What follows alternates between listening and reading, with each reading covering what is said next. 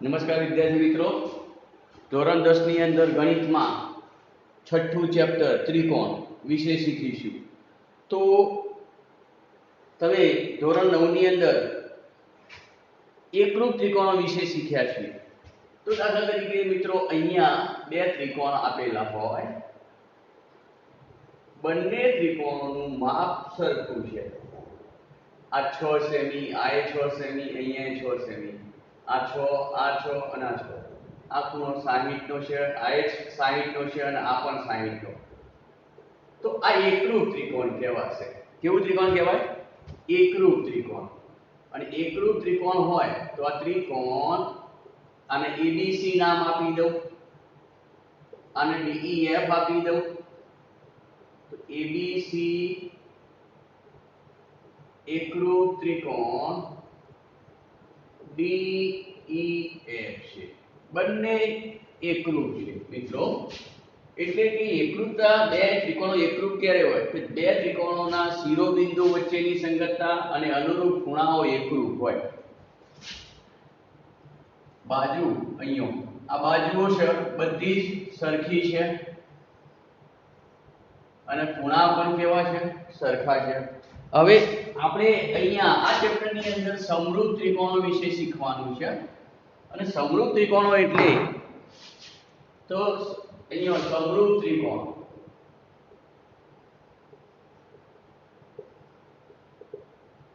સમરૂપ ત્રિકોણની અંદર જોઈએ તો આ ત્રિકોણ ABC આપેલું છે. આ 6 સેમી, આ 5 સેમી, આ 4 સેમી. બરોબર.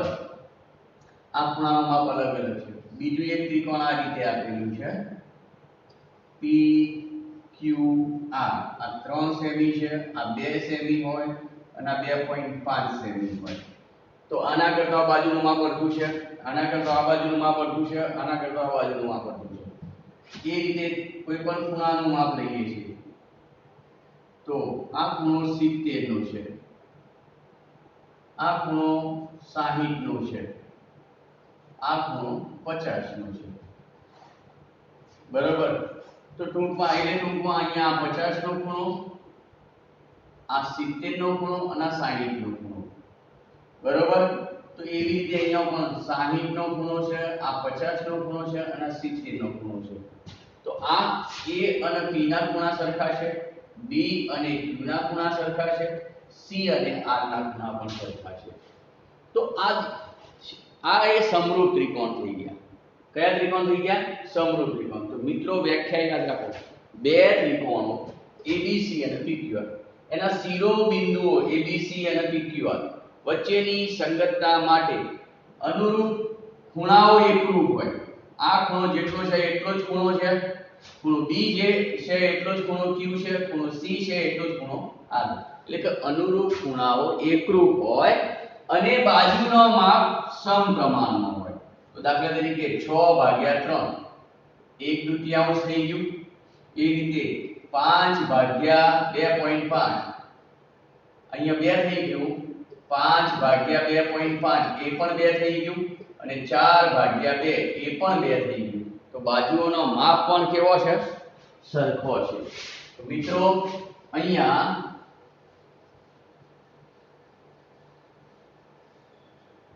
વ્યાખ્યા યાદ રાખી. બે ત્રિકોણોના શિરોબિંદુઓ વચ્ચેની સંગતતા માટે બે ત્રિકોણોના શિરોબિંદુઓ વચ્ચેની સંગતતા માટે એક ત્રિકોણના અનુરૂપ ખૂણા બીજા ત્રિકોણના અનુરૂપ ખૂણા સાથે એકરૂપ હોય. એક ત્રિકોણના ખૂણા બીજા ત્રિકોણના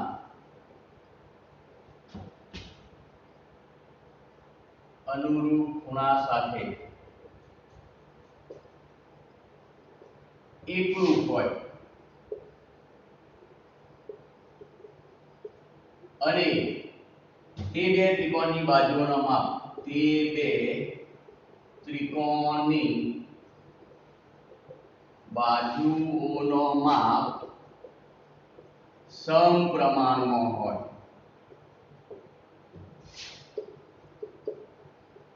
તો તે બે ત્રિકોણો સમરૂપ ત્રિકોણ કહેવાય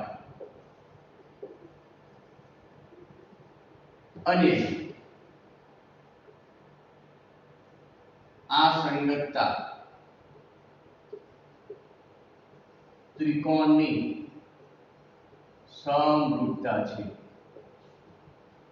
તો ટૂંકમાં આ બંને ત્રિકોણ છે ABC સમરૂપ ત્રિકોણ PQR છે। ABC સમરૂપ ત્રિકોણ PQR હોય તો એના માટેની શરતો મિત્રો યાદ રાખજો। તો પહેલી શરત અનુરૂપ ખૂણા એકરૂપ, અનુરૂપ ખૂણા એકરૂપ એટલે કે ખૂણો A એકરૂપ ખૂણો P, આ A જેટલો છે એટલો જ P, ખૂણો B એકરૂપ ખૂણો Q અને ખૂણો C એકરૂપ ખૂણો R।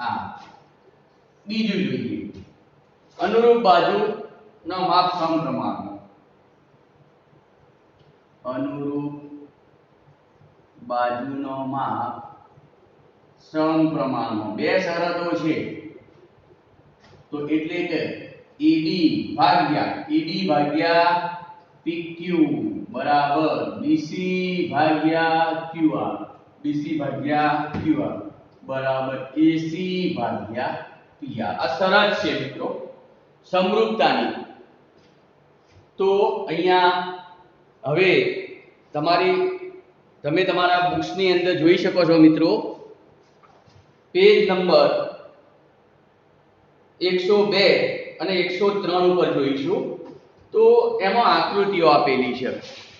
તો પહેલી ABCD આકૃતિ આ રીતે આપેલી છે મિત્રો। આ અહીંયા જુઓ,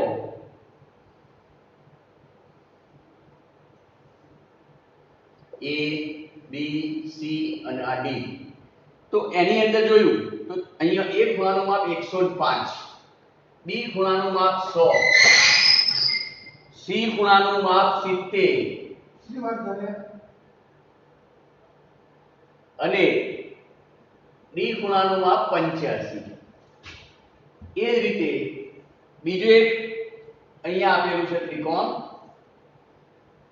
એમાં PQRS આપેલું છે। એ ખૂણાનું માપ 105 આપ્યું, અહીંયા 100 આપેલું છે, અહીંયા 70 આપ્યું છે અને અહીંયા 85 આપેલું છે। તો આ બંને સમરૂપ આકૃતિઓ કહેવાશે। આ જેટલું માપ ખૂણા A નું છે એટલું જ P નું છે, B નું માપ છે એટલું જ Q નું છે, C નું માપ છે એટલું જ R નું માપ છે અને D નું માપ છે એટલું જ S નું માપ છે। તો બંને સમરૂપ આકૃતિઓ થઈ ગઈ, એટલે કે સમરૂપ છે। એવી રીતે બાજુમાં 103 પેજ ઉપર એક ચોરસનું માપ આપેલું છે। તો અહીંયા એક ચોરસ આપેલું છે, જોઈ લો ABCD।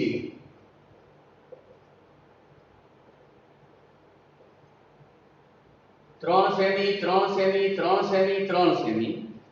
એ જ રીતે PQRS આપેલું છે, 3 સેમી અહીંયા આપ્યું, 3.5 આપ્યું, અહીંયા 3.5 આપ્યું, આ 3। તો આ બાજુના માપ સમપ્રમાણમાં કહેવાશે નહીં, તો આ સમરૂપ આકૃતિ નથી। એવી રીતે એના નીચેની જે આકૃતિ આપી છે ABCD અને PQRS, એ પણ જોઈએ તો એ પણ સમરૂપ છે નહીં। સમરૂપ હોય એટલે કે ખૂણાઓ તો એકરૂપ હોવા જ જોઈએ, સાથે સાથે બાજુના માપ પણ સમપ્રમાણમાં હોવા જોઈએ। તો મિત્રો અહીંયા સ્વાધ્યાય 6.1 જોઈએ। હવે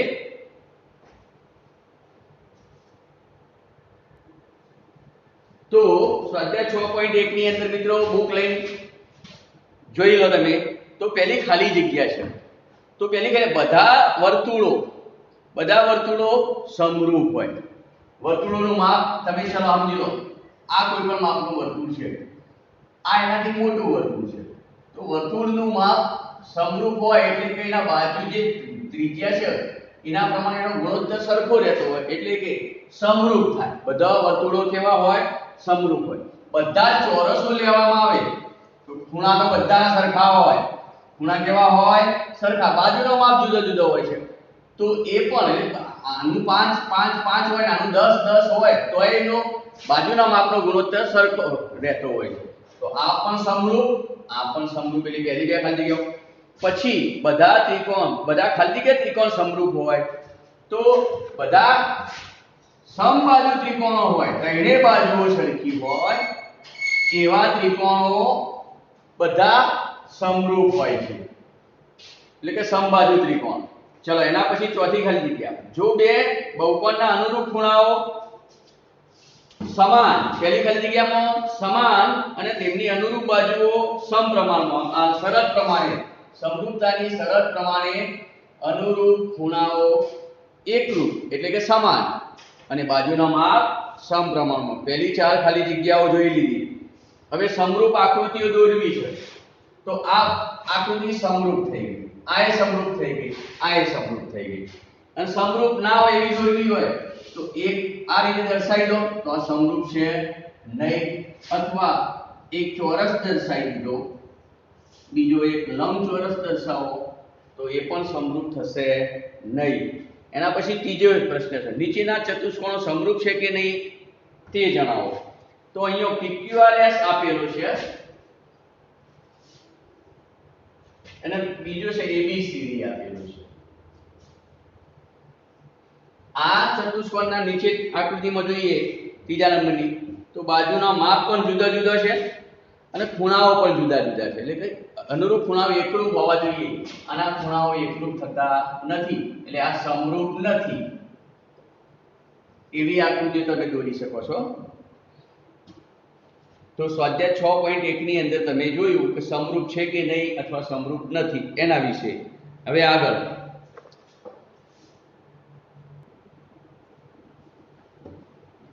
હવે મિત્ર એક પ્રમેય છે તમારા ત્રિકોણની અંદર, સમરૂપતાનું મૂળભૂત પ્રમેય અથવા તો એને થેલ્સનો પ્રમેય કહીએ છીએ.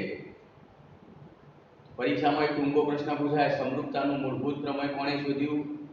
તો થેલ્સ અથવા થેલ્સનો પ્રમેય લખો અથવા વિધાન લખ્યું હોય કે ત્રિકોણની કોઈ એક બાજુને સમાંતર રેખા બાકીની બે બાજુઓને બે ભિન્ન બિંદુઓમાં છેદે તો તે બાજુ પર કપાતા રેખાખંડો તે બાજુઓનું સમાન ગુણોત્તરમાં વિભાજન કરે છે. તો મિત્રો એક આકૃતિ દોરી દેવાની છે અહીંયા તમારે. એનું નામ આપી દીધું ABC, ત્રિકોણ ABC. એની એક સમાંતર બાજુ છે, આ બાજુને સમાંતર રેખા લઈએ છીએ આપણે. આ રેખા L છે, એ અહીંયા D અને E માં છેદે છે. હવે આ બાજુ ઉપર લંબ લઈ લઈએ છીએ, M લંબ લીધો, એ આના ઉપર લંબ છે AC ઉપર અને EN લંબ લઈએ,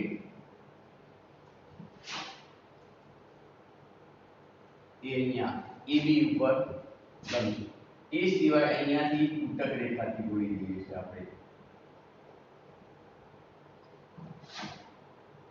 આવી આકૃતિ એકવાર બનાવી દેવાની. તો અહીંયા પક્ષ લખીએ છીએ. પહેલા પક્ષ અહીંયા વિધાન ઉપરથી લખાય. ત્રિકોણ ABC માં લખી દેજો, ત્રિકોણ ABC માં BC ને સમાંતર બાજુ DE, BC ને સમાંતર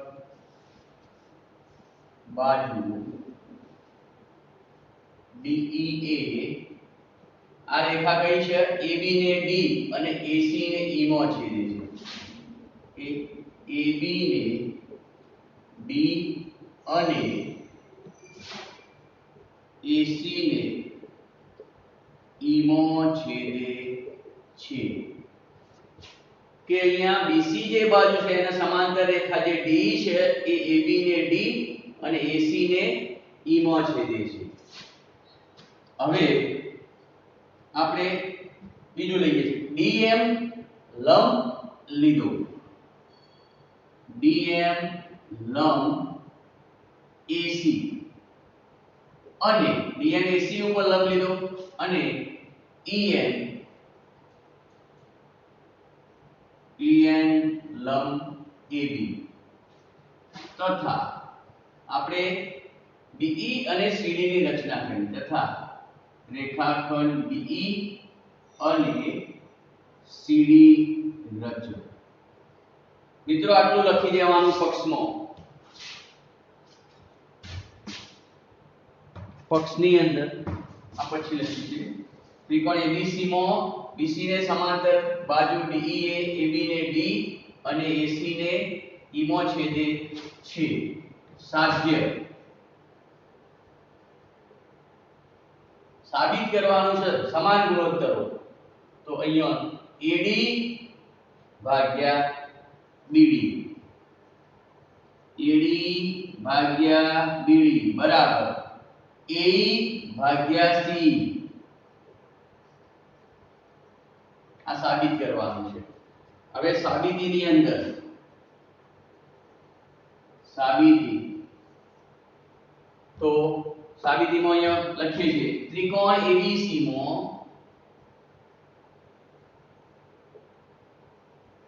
BC ને સમાંતર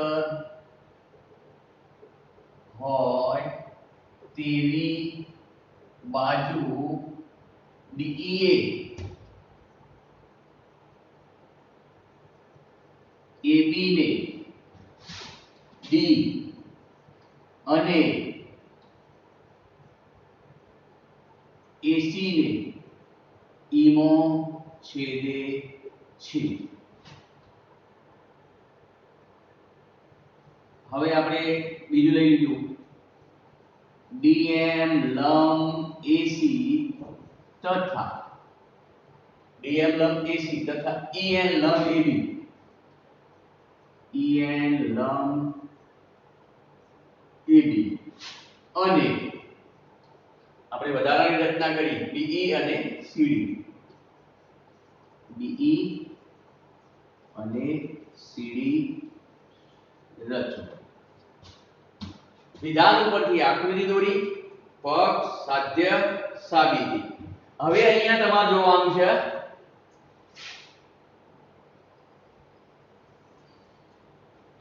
જો અહીંયા ત્રિકોણ ADE છે. એ ત્રિકોણ ADE ની અંદર ત્રિકોણ ADE નું ક્ષેત્રફળ બરાબર 1/2 ગુણ્યા પાયો ગુણ્યા વેદ. એ સૂત્ર પ્રમાણે ત્રિકોણનું ક્ષેત્રફળ 1/2 પાયો ગુણ્યા વેદ. તો અહીંયા ત્રિકોણ ADE ની અંદર આ પાયો AD થશે અને એનો વેદ થશે EN. બરોબર. તો પાયો અને વેદ લઈ લઈએ. વેદ કયો થાય? જે લંબ દોર્યો છે એ વેદ થઈ જશે અહીંયા EN અને એનો પાયો AD. તો અહીંયા દર્શાવ્યું મેં 1/2 ગુણ્યા પાયો AD અને વેદ છે EN. એક આર્ય આકૃતિ ત્રિકોણ લઈ લીધું. હવે ફરીથી એના નીચેનું ત્રિકોણ લઈ લેવાનું. અહીંયા જે તમે શેડ વાળું બનાવ્યું છે BDE ત્રિકોણ BDE નું ક્ષેત્રફળ. ત્રિકોણ BDE નું ક્ષેત્રફળ બરાબર 1/2. સૂત્ર એનું એ પાયો ગુણ્યા વેદ. તો આનો પાયો કયો થઈ ગયો? BD અને એનો આ ત્રિકોણનો બહાર વેદ આપેલો એ આપણે EN લઈશું. BD ગુણ્યા EN. હવે આ બંને ત્રિકોણોનો ગુણોત્તર લઈએ છીએ માટે અહીંયા હું ADE લઈ લીધું. ત્રિકોણનું ક્ષેત્રફળ આ રીતે લખવા અથવા આમ લખવા ચાલે. છેદમાં BDE નું ક્ષેત્રફળ બરાબર આ બંનેનો ગુણોત્તર 1/2 AD ગુણ્યા EN છેદમાં 1/2 BD ગુણ્યા EN આ દૂર થઈ ગયું, અહીંયા બચ્યું AD upon BD, પરિણામ 1 આપી દઉં છું. ADE છેદમાં BDE, આ એક પરિણામ. હવે એ જ રીતે ફરીથી આપણે આ ત્રિકોણ લેવાનું, પણ એનો વેધ બની જશે DM અને પાયો બની જશે AE. હવે ત્રિકોણ ADE નું ક્ષેત્રફળ બરાબર 1/2 ગુણ્યા, હવે આ ત્રિકોણનો પાયો કયો થઈ ગયો AE અને વેધ DM, AE ગુણ્યા DM. ફરીથી બીજું ત્રિકોણ લઈએ, ત્રિકોણ હવે DEC લઈશું અથવા CD, ત્રિકોણ CDE નું ક્ષેત્રફળ બરાબર 1/2. હવે આ પાયો અને એનો વેધ DM, પાયો થઈ ગયો CE, વેધ થઈ ગયો DM. ચલો, માટે બંનેનો ગુણોત્તર ADE છેદમાં CDE બરાબર 1/2 ગુણ્યા E ગુણ્યા DM છેદમાં 1/2 C ગુણ્યા DM. આ ઉડી જાય છે, અહીંયા બચ્યું AE upon CE, ADE છેદમાં CDE, પરિણામ 2. હવે આગળ જોઈએ કે આપણે 9મા ધોરણની અંદર પ્રમેયમાં શીખ્યા છીએ, એક જ પાયા પર આવેલા અને બે સમાંતર રેખાઓની વચ્ચે આવેલા બંને ત્રિકોણો સમક્ષેત્ર હોય. તો અહીંયા BD અને બીજો ત્રિકોણ છે CD, બંનેનું ક્ષેત્રફળ સરખું છે. તો હું અહીંયા લખી દઉં છું, એક જ પાયા પર આવેલા અને બે સમાંતર રેખાઓની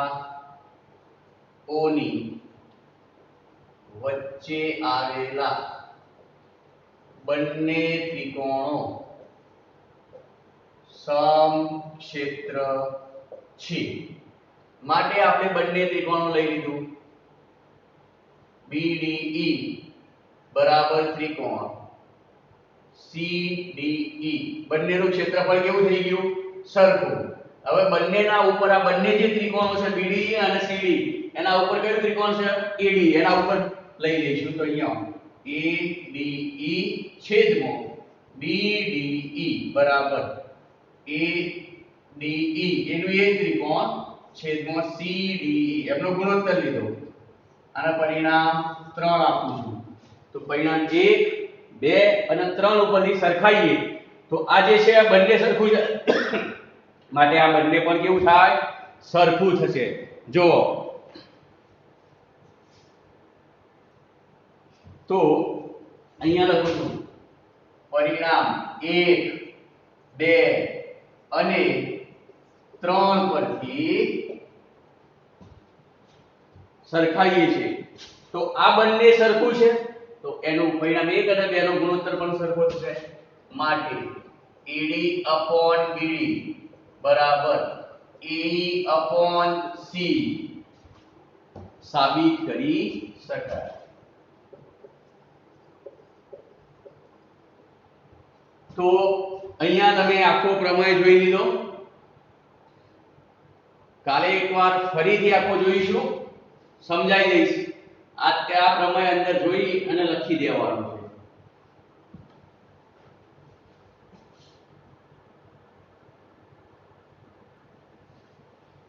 તો મિત્રો અહીંયા વિધાન, આ આકૃતિ ABC દોરી એક સમાંતર રેખા દોરવાની જે BC ને સમાંતર હોય, D અને E માં છેદે છે. DM અને EF બંને વેધ દોરવાના છે. પછી બંને ત્રિકોણો દર્શાવ્યા છે મેં અહીંયા BDE અને CDE, બંને ત્રિકોણો એક જ પાયા ઉપર આવેલા બે સમાંતર રેખાઓની વચ્ચે આવેલા છે. તો પક્ષ લખ્યું ત્રિકોણ ABC માં BC ને સમાંતર રેખા DE એ AB ને D માં અને AC ને E માં છેદે છે.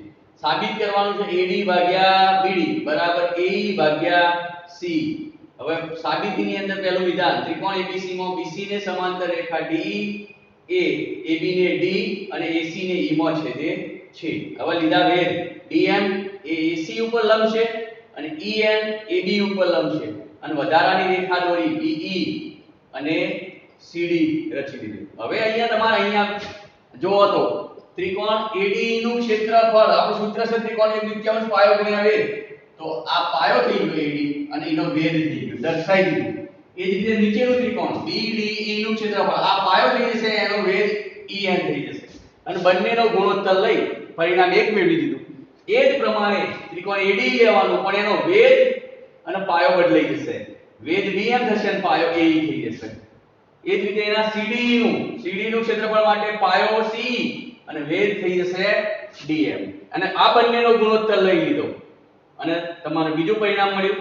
હવે નિયમ પ્રમેય 9મા ધોરણની શીખ્યા નવમામાં એક જ પાયા પર આવેલા અને બે સમાંતર રેખાઓની વચ્ચે આવેલા બંને ત્રિકોણનો સમક્ષેત્ર એટલે કે BDE જેટલું ક્ષેત્રફળ થાય એટલું જ CDE નું થઈ જશે.